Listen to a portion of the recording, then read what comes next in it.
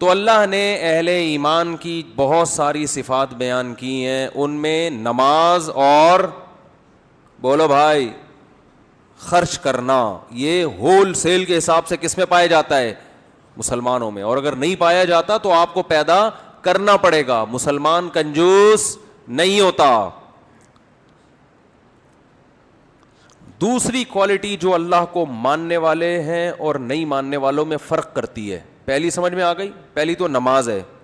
اللہ کو نہ ماننے والے اللہ کی عبادت نہیں کرتے. پیدا کرنے والے کا ان کی ڈکشنری میں کوئی تصور ہی نہیں ہے. صرف قسموں میں او مائی گاڈ، اور جو حیران ہوئے نا او مائی گاڈ فار گاڈ سے، بس یہ دو چار گاڈ کا لفظ اس کے علاوہ یوز بولو نا یار نہیں ہوتا.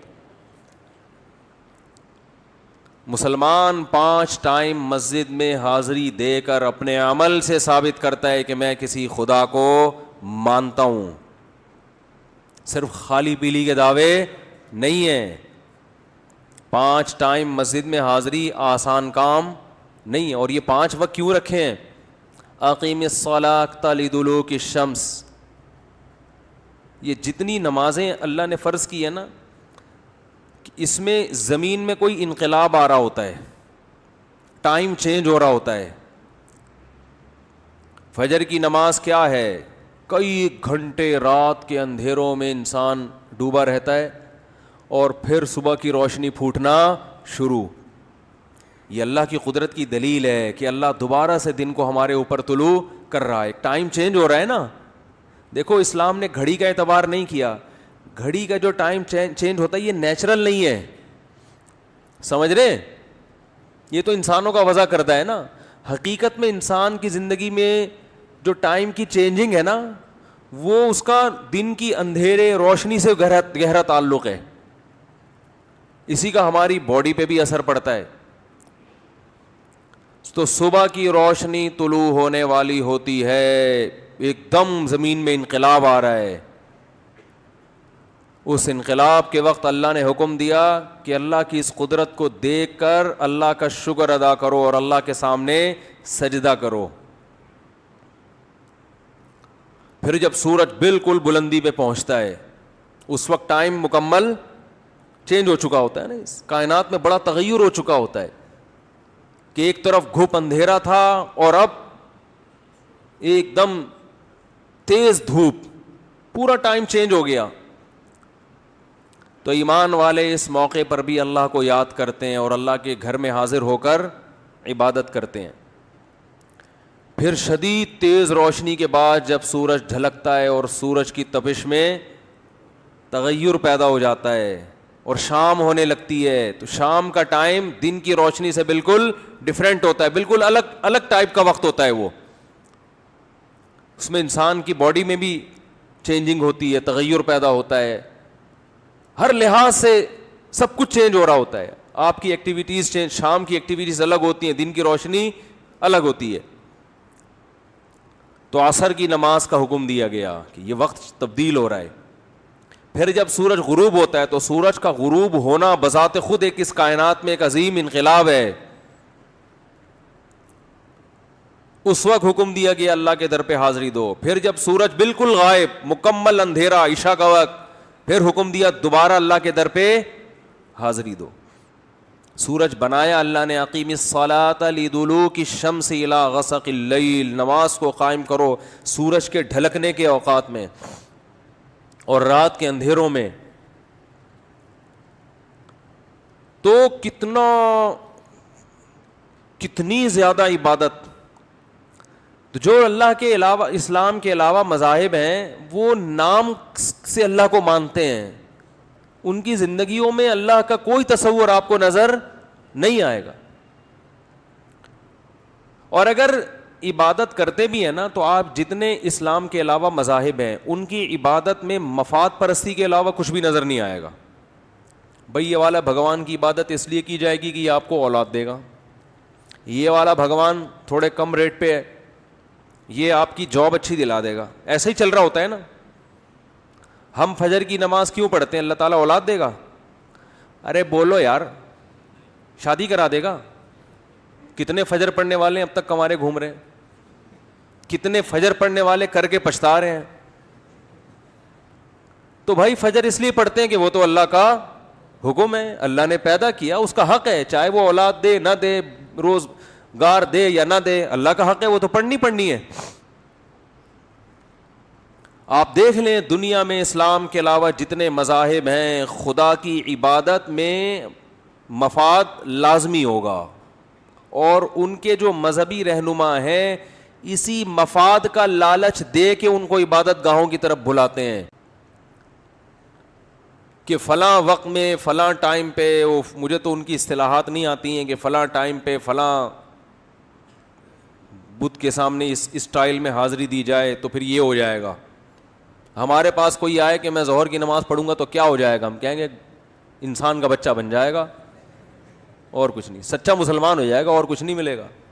وہ بھینس والا قصہ بہت دفعہ سنا چکا ہوں, کٹا مر گیا تھا نا. نئے لوگ آ جاتے ہیں جلدی سے, پرانے بور ہوتے ہیں, لیکن نئے والوں کو پھر مزہ بہت آتا ہے نا. وہ ایک آدمی کا نماز نہیں پڑھتا تھا, مولوی صاحب نے اس دیہاتی سے کہا نماز پڑھا کر, اس نے کہا نہیں بھائی میری بھینسیں ہیں, اتنا میں کیسے پڑھوں. انہوں نے کہا پڑھ لیا کر, تیری بھینسیں دودھ زیادہ دیں گی.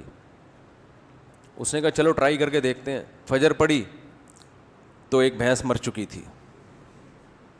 امام صاحب کے پاس گیا, یہ تو دودھ کیا زیادہ ہوگا, بھینس ہی مر گئی. اس نے کہا ظہر پڑھ, ابھی اللہ تجھے آزما رہا ہے. وہ امام صاحب کا موٹیویٹ کرنے کا طریقہ ہی صحیح نہیں تھا. بھائی اللہ کے لیے پڑھو, بھینس مرے زندہ رہے تمہیں کیا کرنا ہے. اس نے کہا چلو ظہر پڑھ کے دیکھتے ہیں. ظہر پڑھی تو دوسری بھینس مر گئی. بڑا پریشان ہوا. امام صاحب نے کہا اللہ آزما رہا ہے, بس دیکھ رہا ہے, ابھی ایک دم بڑھے گا دودھ. عصر پڑھی, تیسری بھینس مر گئی. مغرب پڑھی, چوتھی بھینس مر گئی. بڑا پریشان, ایک کٹا رو رہا تھا, چیخ رہا تھا بہت زیادہ. بھینس کے چھوٹے کٹے ہوتے ہیں نا, شور مچا رہا تھا. تو یہ دیہاتی اسے کہتے ہیں زیادہ شور نہیں مچار, تو خالی 2 نفل کی مار ہے. تیرے باپ دادوں کو مارنے کے لیے 4 فرض پڑے ہیں, تو خالی 2 نفل پڑھوں گا مر جائے گا. تو اس کا تو آپ کو اسلام کے علاوہ جتنے مذاہب نظر آئیں گے ان میں کیا ہے, یہ وظیفوں کا بھی تو یہی تصور ہے نا. یہ والا وظیفہ پڑھ لو تو یہ والا کام ہو جائے گا, یہ والا پڑھ لو. جو مسجد میں بہت نیک نظر آئے نا, اللہ اللہ کر رہا ہے, 100% تو نہیں, لیکن غالب گمان ہے کہ اس کی کہیں شادی اٹکی ہوئی ہے, کسی پیر نے اس کو وظیفہ بتایا ہوا ہے. ورنہ اتنے نیک لوگ مارکیٹ میں کہاں نظر آتے ہیں جو اللہ کو خوش کرنے کے لیے اللہ اللہ کر رہے ہوں. اور جو دل کو سکون ملتا ہے نا ذکر کرنے سے, وہ وہی ذکر ہے جس میں صرف اللہ مقصد ہو. ہمارے حضرت مفتی رشید احمد صاحب رحمہ اللہ تعالی جب اللہ کا ذکر کرتے ایسی کیفیت طاری ہو جاتی تھی. اور یہ شعر پڑھا کرتے تھے, دم رکا سمجھو اگر دم بھر بھی یہ ساغر رکا, میرا دور زندگی ہے یہ جو دور جام ہے. اردو میں ہے نا یہ خاندانی, اردو کا بھی بیڑا غرق ہو رہا ہے یار.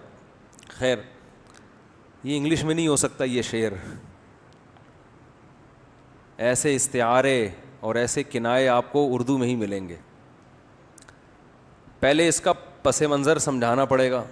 دم رکا سمجھو اگر دم بھر بھی یہ ساغر رکا. شرابی جب شراب خانے میں جاتا ہے تو شراب کا دور چل رہا ہوتا ہے نا, مست ہو کے پی رہے ہوتے ہیں. کہہ رہے ہیں کہ یہ جو دور چل رہا ہے نا شراب کا, شرابی کہہ رہا ہے اگر یہ رک گیا تو میرا دم بھی, دم بھر کے لیے بھی یہ اگر رک گیا, یعنی دم بھر کا مطلب چند سیکنڈ کے لیے بھی اگر یہ رک گیا تو میرا دم نکل جائے گا. کیونکہ شرابیوں کو شراب سے عشق جیسی محبت ہوتی ہے, تو بعض دفعہ اہل اللہ وہاں سے محبت ادھار لے کے, کیونکہ وہ سمجھ میں آ رہی ہوتی ہے نا لوگوں کی, تو وہ پھر اللہ کی محبت پہ فٹ کرتے ہیں. کیونکہ لوگوں کی سمجھ میں وہی چیز آتی ہے جس سے وہ مانوس ہوں. میرا دور زندگی ہے یہ جو دور جام ہے. یہ جو جام کا دور چل رہا ہے نا, یہ اصل میں میرے زندگی کا دور ہے, یعنی میرے خون کا دور ہے. تو دم بھر کے لیے بھی یہ سیٹ اپ اگر رک گیا, دم بھر کے لیے, تو میرا دم رک گیا.